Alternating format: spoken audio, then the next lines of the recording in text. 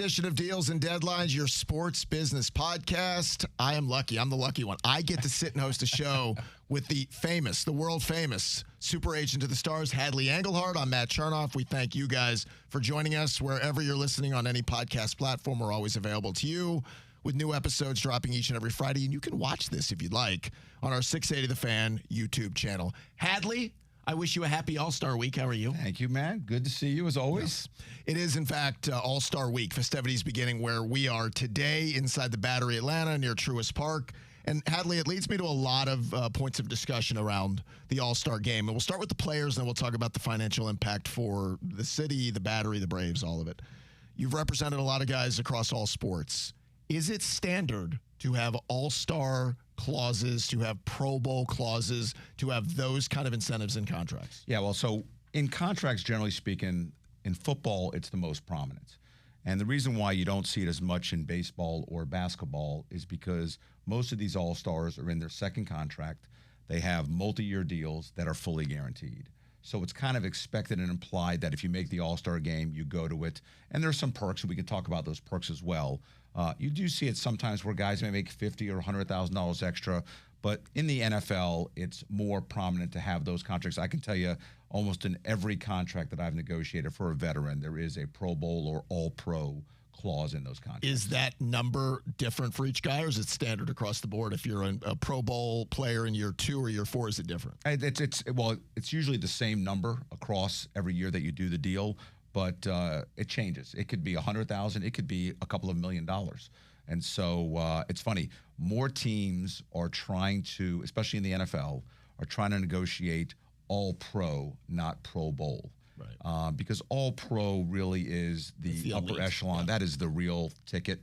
All-Pro or Pro Bowl, part of the caveat is you not only have to be elected, you have to play in it. And so, a lot of players don't love that language either. And so if for some reason you decide, hey, I'm voted in, but I don't want to play in it, you don't get it. Or if you're an alternate and then moved up the food chain because somebody drops out, you don't get that Pro Bowl incentive. And it's probably a dumb question, but the agent also gets a percentage of the bonus? Not a dumb question, a great question, yes. Sorry. And so when we have Touché. players at the Pro Bowl and we go with them, it's an incentive for us to go as well because we're making money. Now, we'll go to the All-Star games as well, even if we're not making money on it, because it's a great time. There's only a few times throughout the course of a season or a year that everyone congregates into one city.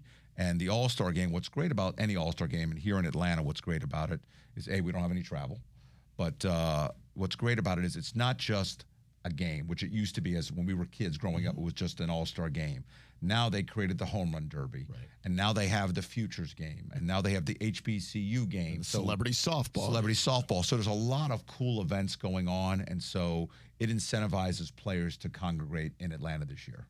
Well, and that's what I kind of wanted to follow up with, that where we are, I mean, a lot of our Atlanta listeners know this, but in the Battery around Truist Park, events like the All-Star Game, this is what they had in mind when they built this whole entertainment venue. Same thing when the Braves were in the World Series, that you get 4 or 5 days of events, but around that you have every bar and restaurant owner and every entertainment venue who are all going to benefit from this. And I don't know how much the All-Star Game is one where people come from out of town as much, but there will be some people. So this is a chance for the Braves to show this facility off and show this campus off, but it's also a huge revenue boost, not only for the Battery, for the Braves, but for the city as well. 100%. We actually were talking off air about a friend of ours that owns one of the prominent restaurants here in the Battery, and he's going to print money this weekend. There's no doubt about it. It's an event that brings people. If you've never been to the Battery, it's an amazing place to visit on an off day. It's truly got a lot of different things with food, fine dining, bars, you name it. And so not only will the Battery benefit it, but also it trickles out, right? Hotels will benefit it. Other restaurants will benefit from it as well. And so it's a true economic boom, especially for Cobb County, where we're actually located. Will it trickle down to the city of Atlanta? And I think we'll talk about other events that are going on in Metro Atlanta simultaneously, which are going to bring a big revenue boom to many different assets. So I want to follow up on that because there is also one event that I want to pick your brain about. So during the All-Star week or weekend now, that baseball has built in the MLB draft. So they wanted to try to do it, and we always talk about applauding sports for trying new things. Baseball's draft will never be received the way football or basketball just because you don't know the players. But what they've tried to do is it's open to the public. We're going to put it on a time when we don't have games, so it's going to happen Sunday at 6 o'clock inside the Roxy Theater in the Battery.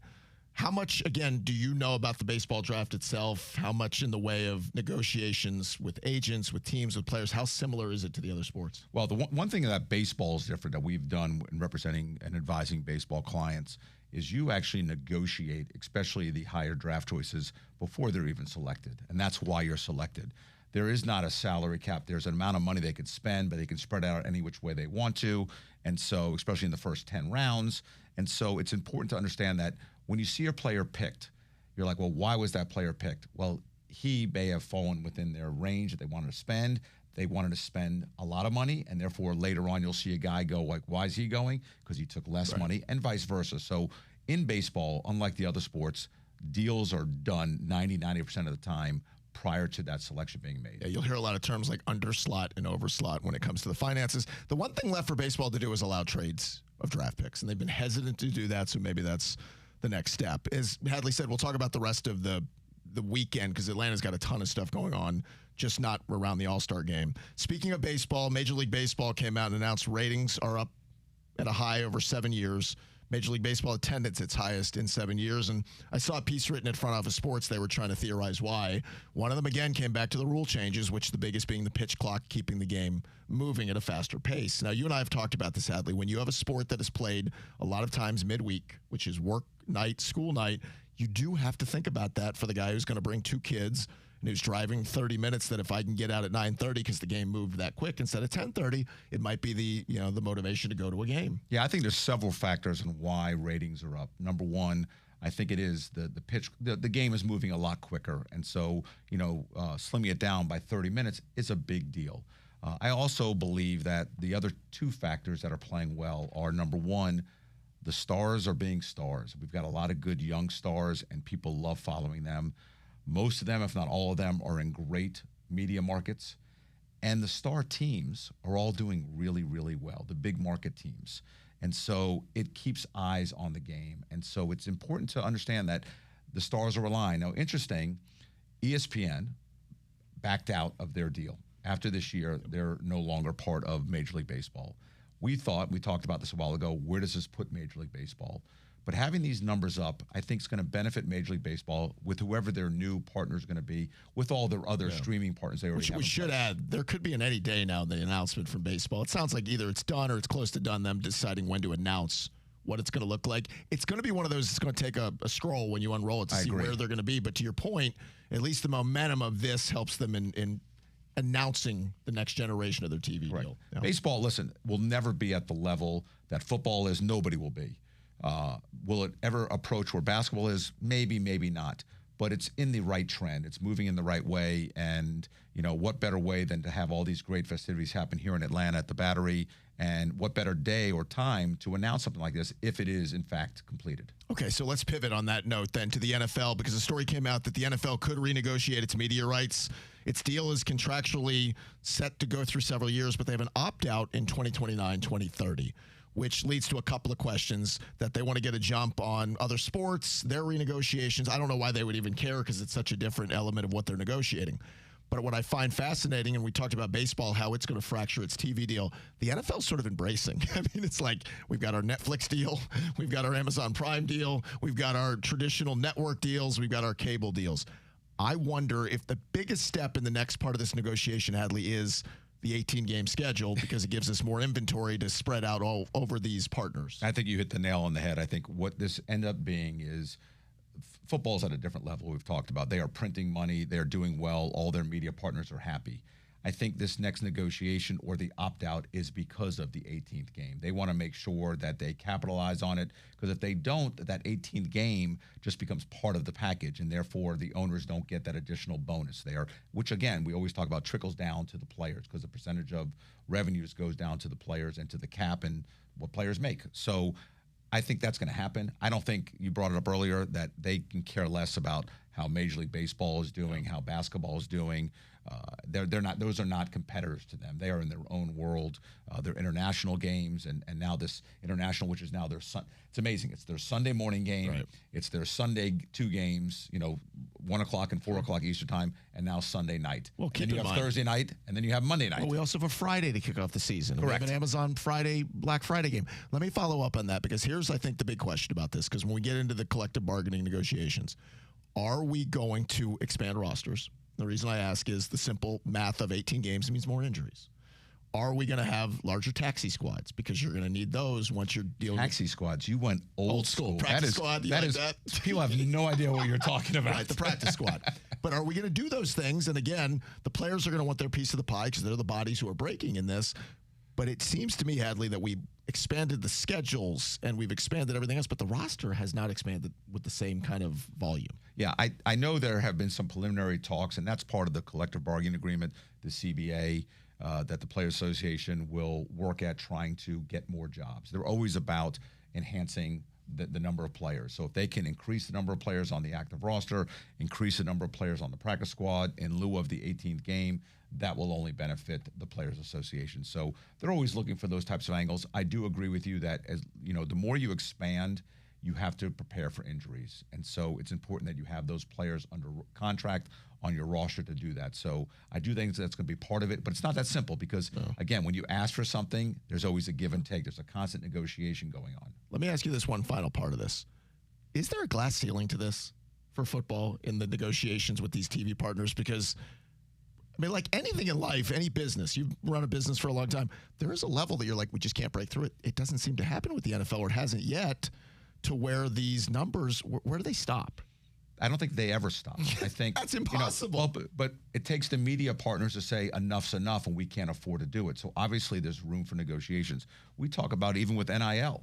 I mean, at what point do you stop where how much is too much? It's never too much. If you want to showcase these games, you're gonna have to pay. And if you don't, move out. And then someone else will move in. So I don't know if there'll ever be a glass ceiling as long as the product stays a quality product that it is, the games are interesting, and the people want to see it. Well, it's going to be an intriguing time for them. Major League Baseball, there's talks already of a lockout yet again with the owners and the players going through their back and forth. So the business side of sports and that's real, by the way. It is. I think that's going to happen in 26. Oh, I don't doubt it. When you're already hearing they're planning the lockout, it makes you wonder what kind of good faith negotiations are not happening, that they always wait. We always hear deadlines, get deals done. That's the name of this podcast. But how about have some conversation now so you have an easier time when we get close to the deadline instead of threatening a lockout, which baseball is already doing. All right, I want to talk about something that's happening in Las Vegas over the weekend that has never happened before in the NBA. It's a big deal, which we'll pick Hadley's brain about that. Plus, teams around the NBA are already planning. It's always good to have a little nest egg, right, put away for the future. A bunch of teams are doing that in the NBA because we're about to embark on what might be the biggest free agency haul the NBA has ever seen. We'll talk about that next. All right, we continue with this episode of Deals and Deadlines with Hadley. I'm Matt. Thank you guys for spending your time with us. Remember, you can subscribe to this podcast wherever it is you get your favorite podcast, and you can check it out on the 680 The Fan YouTube channel. Now, Hadley, I know you a long time. I know you're a big gambler. You're a Vegas guy. Huge. Or if that's not true, it's a great way for me to segue in. My son is there now, my older son. So he'll enjoy the NBA Summer League. Sure. Vegas is hosting the NBA Summer League yet again. And typically, it's just a chance for people to see some young guys play basketball, easy to get in. Gyms aren't full, except when Cooper Flagg is about to make his debut, the #1 pick for the Mavericks, who's playing against Bronny James and the Lakers. Is that a coinkydink? Oh, I'm sure it's just a lucky break the way that one worked out. So some of the secondary ticket sites, which is funny to even say this, are getting big money for NBA Summer League games right now, including that game, which lower bowl seats were going for about $650 to see the Summer League Mavs and the Summer League Lakers. Courtside, about $2,500. You can ask for whatever, whether you get it, I don't know, but somewhere Adam Silver is strutting, walking in, thinking about Summer League star power equaling that. Well, listen, let's put it in perspective. You know, it's Cooper Flagg is potentially a once-in-generational type of player. Now, we've had these peaks where even when Bronny James came in, when Victor came in, I mean, there's been some players in there that have created a lot of hype that have caused ticket prices to go up. What happens in these Summer League games, first of all, the arena's not as large, number one. Number two, you're talking about he may only play 1 or 2 games this entire summer. So he's making the team. So it's important that this first game, everyone's going to have their eyes on it. Therefore, the ticket prices go up. He may play only 5-10 minutes in this first game. We don't know how long he's going to play. But it's great that there's hype. There's great that there's excitement. And I'm eager to watch it on TV, in fact. Yeah, it'll be fun. Now, down the road, there's a chance Cooper Flagg is one of these free agents to be that has the entire league buzzing. He's not there yet, but I want you to look, Hadley, a year into the future. NBA teams are already doing that, and they're starting to put aside cap space for what could be historically considered free agent class in 2027. In fact, Nikola Jokic just told the Nuggets, he's like, I'm going to see what's out there. He's going to test free agency in a year. But Jokic could join Luka, Giannis, Donovan Mitchell, Anthony Davis, Trae Young, who's got an option as well and could look ahead to free agency, Steph Curry, James Harden, Kawhi Leonard, Jimmy Butler, Karl Anthony Towns, Kyrie, and Zach LaVine. Now, a lot of those guys won't get there. A lot of guys will end up making deals and reaching. Like Steph Curry's never leaving Golden State. They'll pay him whatever they have to pay him. But we get to this point where when you've been in the league that long, you're making $60 or $70 million a year. So I'll give you an example, Had. The Miami Heat just made a trade. They just brought in Norman Powell. Good player. Not great, but good. He has an expiring $20+ million deal. They've already stacked expiring contracts because Miami's one of these cities that they love to go big game hunting. That this is one of those summers and where no state income tax. Well, it doesn't hurt, right? We hear about that a lot. Same thing with the Mavericks when they're doing it and a few others. But I think the intriguing part of this is that's one of those summers where we get the whining and dining, the recruiting trips, the come let us woo you. Like when LeBron was a free agent, Carmelo was a free agent. The NBA will have one of those, and we love following the transactions. That'll be a huge offseason story. Potentially, right? I mean, all these players you listed, if they all became free agents in 27, it would be an amazing time to watch the summer of the NBA. But here's the reality of it. There's 2 groups, I would say, of the list of players you listed. Is number 1 are guys for their first bite at the free agency apple, and the seasoned veteran. The seasoned veteran guys, I think, you'll see shop around looking for the best deal and looking to do certain things. The guys who have that first bite at the apple, remember, if you re-sign with your current team, you can sign for more money than you can elsewhere. They haven't made that big money yet. So I believe most of those guys will end up coming to terms before they hit free agency. But the veterans that are out there, that could shop around are going to look for the best deal. And it's going to be an interesting way to see how this thing plays out. The one that I'm going to keep my eye on is Trae Young, because I'm not so sold that he is sold on the Atlanta Hawks. That are they building around? Now, they've made some great moves this offseason. If it parlays into a successful season and they're moving in the right direction, I see him doing a deal early. If not, I see someone like that testing the free agent market. He's an interesting one on a couple of fronts, right? He had a hand in recruiting some of the free agents, which I think the Trae narratives are always fascinating to me. I think Trae is pictured in a way that is never really true in the fact he's never asked out of Atlanta. He's never once hinted, whispered, or said anything. He's always said, I want to be here. Now he's recruiting players to come play with him. But if I'm the Hawks, he's up for a 4-year, $229 million max. I wouldn't offer it to him. Not because he's not worth it or whatever those things, because I want to do what the Knicks did with Jalen Brunson. Jalen ended up taking a lot less because he said, I want to have you guys the ability to go get Karl Anthony Towns and Mikal Bridges and do those things. That I would say to Trae, and this is easy for me because I'm not you, the agent, or the player. You got generational wealth for the next 5 generations of Youngs. If you end up taking a little less, it's like you're not going to notice, but it will be noticed because we can now go out and do other things to give you support for the next several years. Yeah, and those conversations probably would be had by the Hawks. I can tell you, people within the Hawks building love Trae Young. First one in, last one out, never says boo. You don't read about him on social media. He's doing all the right things. He's recruiting. He's bringing the players here. And he's someone they can build around. They're trying to build around him, and now they've made some serious moves. I think they're going to end up seeing how this year goes, and then at that point, if things are moving in the right direction, approaching him. Whether they go with the max deal, if they can afford to do it, they will do it. If they want to make some additional moves on top of paying Trae Young, they'll ask Trae, listen, we'll give you a little bit lower, but we will use that money to go add to it. And that's a decision he has to make. I've represented players for 34 years now, and it's gone both ways. You understand where a team's coming from, and the player wants to win, but it's still a lot of money. And at the same time, you want to maximize your earning potential. Tom Brady was great at it when he played. Yeah. He took less than he'd have to be the highest paid quarterback or the highest paid player in the league. Well deserving of it, obviously, for many reasons, but wanted to build around it. And the cap is different in football, so by doing so, helped him put pieces around him to win. He likes winning.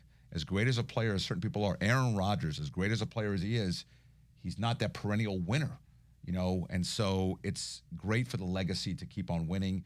And Trey has been battling to win in Atlanta, and I believe that if they end up winning now with this core they brought in there, plus their young talent, he may be willing to do something a little bit less than the max deal. Well, that's why this year becomes interesting, right? Okay, so let's switch gears. Let's talk about Caitlin Clark, who is the business all to herself. Story's out now. She's on track for a signature shoe that could be less than a year away, which means start bidding, everybody. Every shoe company, you start bidding. Insiders report this could be worth $100 million or more. And you and I have talked about the Caitlin brand, that every girl from 6 to 16, maybe to 26, will go out and buy the shoe or buy the gear or buy the Caitlin Clark stuff. So whoever's making this investment has to think the ROI is going to be there.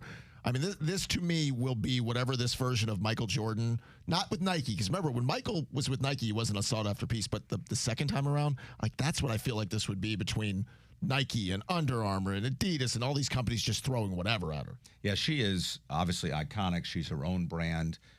And so I believe, I've talked to people in the shoe industry. In fact, I was with somebody recently, not with Nike, talking about Caitlin Clark, and they think that this signature shoe is going to be $100 million plus. I mean, she is really going to take it to the next level. She's going to be the face. She's going to be the Michael Jordan. She's going to be the LeBron James. And so it's great. And other brands are obviously joining forces.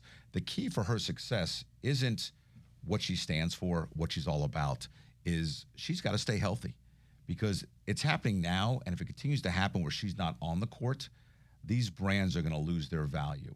And so in the short term, it's fine. And hopefully everything gets back. And I think she's playing today. In fact, we're filming this on Wednesday, and I think she's playing today for the first time in 6, 7, 8 By the way, games. it's a camp game. It was like a noon start where all the kids in the camps come out, so nothing but screaming going on in the stands. And listen, and it's going to be wonderful. And so I think her brand is growing. It's funny, simultaneously, because we always talk the villain and the hero, so to speak, and Angel Reese has been playing this villain role. She is launching her own signature brand with Reebok.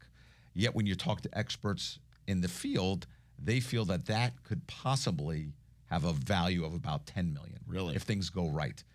Caitlin Clark, $100 to $150 million.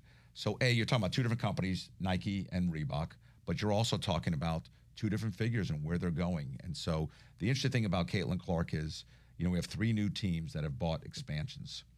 And I'm not sold on the WNBA as a thriving commodity without Caitlin Clark. Mm-hmm. And people talk about, there's other great players and other great things. Again, we have to give it time to prove that the model works and it's still on an upward tick when Caitlin's not playing. And so far, when she's not in the lineup or she's not traveling, attendance is down, viewership is down, merchandise purchasing is down, everything is down when she's not active. So it'll be interesting to see why and how this is going to grow if she's not a perennial part of this. So on that note, the WNBA All-Star Game is coming up, and I just saw some numbers that they get a handshake for playing in the game. Well, it's not far off. WNBA All-Stars are going to receive about $2,500 for playing in the game. MVPs earn double, which there's the incentive to go out and play hard and try to get a win and an MVP. Aflac is one of the big sponsors for their three-point shootout and skills contest. If you win those, you get 20 times what the WNBA offers their participants to play in the game. So it's the NBA can't. I mean, the money's not going to force an NBA player. I got to be in the slam dunk contest, 3-point. They do it because they want to do it. The WNBA, Caitlin should be in the 3-point shootout. She should be in the skills comp. She should be in the game, and everybody else then gets a chance to kind of shine. I don't know. And make She the money. finished 9th in player voting. Which is ridiculous. Right? How's that possible? It's impossible. It just shows you that there's a love and hate for Caitlin, and people are not realizing that the value she is bringing to the brand. I know people talked about all the hard work they've done, but these companies are paying money. Aflac's paying money because of what's happened to the visibility of the game, and it all rests on Caitlin's shoulders. Yep. All right, coming up, I'll ask Hadley about one athlete, and I'm talking a Hall of Fame caliber player who's doing the thing that I bet makes agents grin ear to ear. Plus, the city of Atlanta not only is hosting the All-Star Game, it's one heck of a 4-day extravaganza of stuff for everybody to choose something that they'll enjoy. We'll talk about it next. I want to pick your brain about an athlete who came out and talked about his money. And this is not the story of losing it and going broke, and it's not inside Real Sports or Inside Sports with all these stories about guys going broke. It's a feel-good story. Well, it's a feel-great story. Rob Gronkowski said he made $70 million on the field during his NFL career. Says he never spent a penny of it. He chose to live off the money he earned from endorsements, wasn't focused on, the extravagant cars and the jewelry and the houses and all those things. Do we believe him, and how rare is that? It's rare, and we do believe him. I don't know exactly, but I can tell you from personal experience, clients of ours that have done very well on the field and off the field, that we advise our clients always that if you can live with the off-the-field money, and that becomes your spending money, your living money, and take all your playing money, which is a lot larger, and invest it wisely, you create what we've talked about time and time again, generational wealth. And so, listen, Rob Gronkowski is a little different because he made money while he's playing, and he's become an iconic figure post-playing. So it's very easy for him to say, I don't have to touch my football money because he's still making millions of dollars. He's the exception, not the rule. Tom Brady's in that same category. Peyton Manning's in the same category. They're far and few between. The typical ball player from any sport is not making that kind of endorsement money. And, it's smart that if you can parlay the relationships you've made with companies to continue to brand with them and make money with them. Some of them end up working with them and do some consulting with those companies. So if you can limit your ability to dip into your sport money, it only helps you grow that wealth and live a life that you dreamed of living. So I saw Jay Leno talk about this in his years hosting The Tonight Show. He said, I never touched $1 of my Tonight Show money. He lived off what he made on the road. And his idea for him anyway was I always want to give myself the idea that I'm still a struggling comic, and I'm that money I never see it, I don't touch it, I don't do any of it. You're right. Those are the exceptions to the rules. When you make that, typically you're making good money, but not the kind of money that we're talking about here. So when you talk about investing it, you don't advise. You get them in touch with people who help them. Correct. But are they making safe, smart, like it's a low interest return, but on the money you're putting in, you'll be fine if you just do it that way? Some of them listen to everything their advisors have to say, and those are the smart ones. The other ones, listen some of the time, and it's okay. I've worked with financial advisors, and like you said, I don't handle money. We work with financial advisors that do it directly, and we kind of oversee it to make sure there's no shenanigans going on. But I've seen where financial advisors reward the guys for doing so well with their spending and their investments. They say, hey, here's $200,000. Because you were so prudent. Go do what you want to do, Matt. If you want to go buy a car, throw a party, all the above, doesn't matter. It's not going to change anything. And you love I've been part of those $200,000 events, and they've been fun to be part of. So it's great to see that. It takes discipline because in today's world, you want to spend, and then what happens is you're out of sports at the time you're 30, let's say, and you've got the rest of your life in front of you. And so that income stops coming in. And so you've got to be smart about working with it and doing the stuff. What's great, which we've talked about before, is in the marketing advertising world, when you were done playing, unless you were a star, that money stopped coming in usually.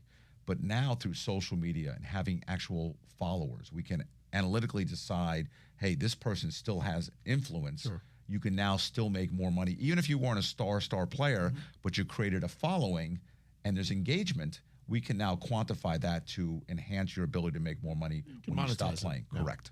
Okay, so I talked about Atlanta. We're very busy, and when this drops on Friday, it's the beginning of sort of the All-Star festivities are happening in the Battery. There's a lot else going on, and Hadley's a man about town, so I know he'll be out and about at all these things. Beyonce's hosting 4 concerts. She'll be at Mercedes-Benz for 4 dates. I know you're a big fan of the Queen. Bee. Yeah, the Queen Bee. So you'll be there for, I'm sure, 4 of those events. Then we've got the WWE coming in. They're going to be hosting the Great American Bash. You're a longtime wrestling fan. That's correct. Saturday. Then they're hosting Saturday night's main event, which, by the way, 11-year-old me in 1988, I'd be so excited for this. Not so much now. For the Beyonce or the WWE? I'd be more excited for the WWE when I was 11 years old, but that's a whole nother story. So they've got 2 days of that at State Farm Arena. Then you've got all the stuff happening here with the Home Run Derby and the All-Star Game and all the stuff happening around town. This is, like, if you're the Chamber of Commerce or you're a business owner, this is the best time you've ever had over a 4 or 5 day period to be like, all right, let's put all of our 2025 energy into making this the reason we have a successful year. Yeah, I mean, listen, there so many stars are aligned. I mean, from the All-Star Game to everything being on an uptick with Major League Baseball, to Beyonce. I think it's the first time she's doing 4 shows. It's the first time Mercedes-Benz has ever hosted 4 shows. Yeah, I mean, so it's for any artist. It's a big deal, and she's sold out across the board. Yep. And, the WWE, just to kind of bring it to Atlanta, Roman Reigns real name, Joe Anawai, Former Georgia played Tech, football yeah. at Georgia Tech, who I happen to represent. So Saw that it kind of brings it all full circle. I will share this with you. I've read that this whole weekend, with all the different things going on, will bring the city north of $150 million. I believe it. Interesting note, that is about the same amount of money that the college football playoffs brought in a given weekend. So you talk about how big NCAA football is and the college football playoffs are. That's one event. We have all these other events, and still is about the same amount of money. So Atlanta's doing well, and it's a great way for Atlanta to show itself. You know, what's big for Atlanta, not to sell Atlanta, even though we live here, is when this is all over, there's a short honeymoon, and then we have FIFA. We got the World Cup coming here next year. So that's even bigger. So there's so many great events happening here, and it's great for fans that want to come down for the weekend, and the game is on Tuesday. You can catch the Futures game, the Home Run Derby. You can catch a little Beyonce. You can watch a little wrestling. There's so many things you can do. Maybe you catch a little more Beyonce if you want. I don't know. I'm not judging. All right, Hadley, before we go, the president, not to make this political, but the president has said that he's open to the idea of having UFC host one of their pay-per-views, essentially on the lawn of the White House. Donald Trump's a big fan and a friend with Dana White of UFC. You see him at events all the time. He shows up there all the time. The idea would be to have an event that could be attended by 25,000 people. Now, I don't know what it's like to be through, to deal with that kind of security. This seems like we're inviting some potential problems just steps away from 1600 Pennsylvania Avenue. Again, I haven't thought this through. I don't know if they have. Yeah, I mean, listen, in theory, it sounds wonderful. I have been to sporting events where a president has been present, and security is a pain.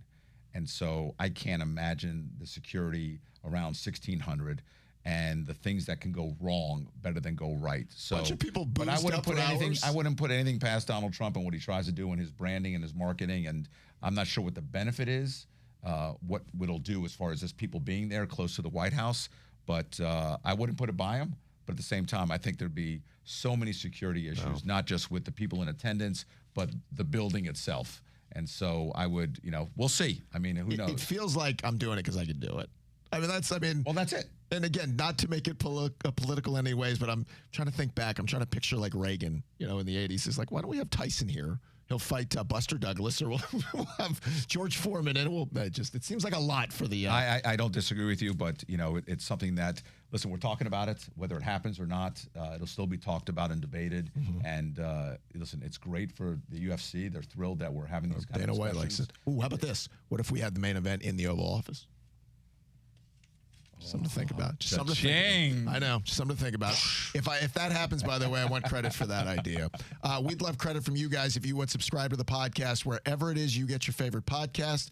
Just search Deals and Deadlines, or if you're seeing us on the 680 The Fan YouTube channel, we have new episodes that drop each and every Friday. You can subscribe there. Hadley, it's a pleasure. Enjoy the Atlanta fun. Yes. For everybody else, we'll talk to you next time. A-Town, downtown. All right.